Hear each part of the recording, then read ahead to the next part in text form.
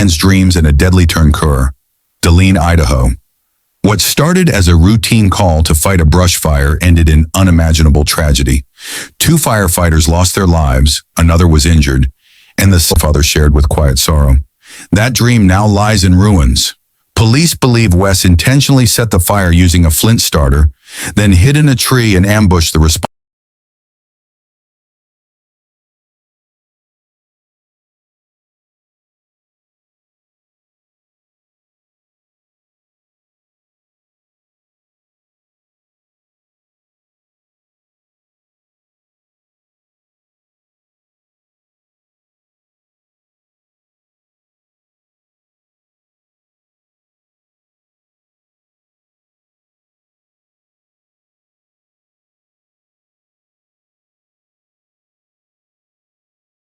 Remains unknown, and no manifesto. Authorities confirmed he was armed with at least a shotgun and possibly more weapons. To the mother to Hawaii last year. His grandfather said they usually spoke weekly, but hadn't recently. Wess had lost his phone. He wasn't a loner, his grandfather insisted. There was no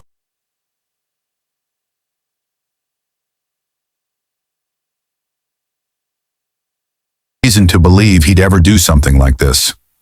Still, the family is struggling to make sense of it all, even clinging to hope that there's been some kind of mistake.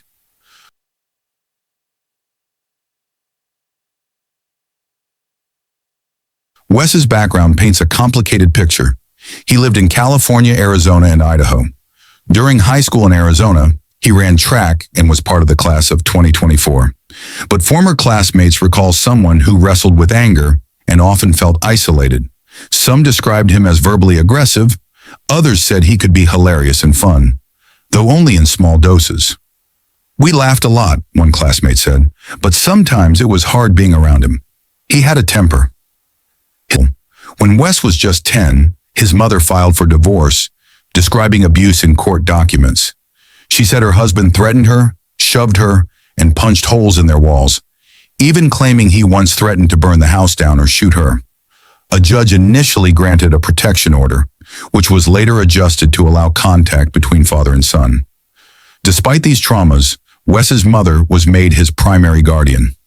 Now, in the aftermath of this violent act, Wess's stepfather released a heart-wrenching statement on behalf of the family, expressing grief and disbelief. "We do not understand why this happened or how this came about," the statement read. "Our hearts and spirits are broken for the lost and hurting, and for our own loss as well." Despite this incident, Wess had no prior criminal record. Authorities in Kootenai County had only minor interactions with him, 5 in total, none of which hinted at violent tendencies. Sheriff Bob Norris said Wess had lived in the area for most of 2024.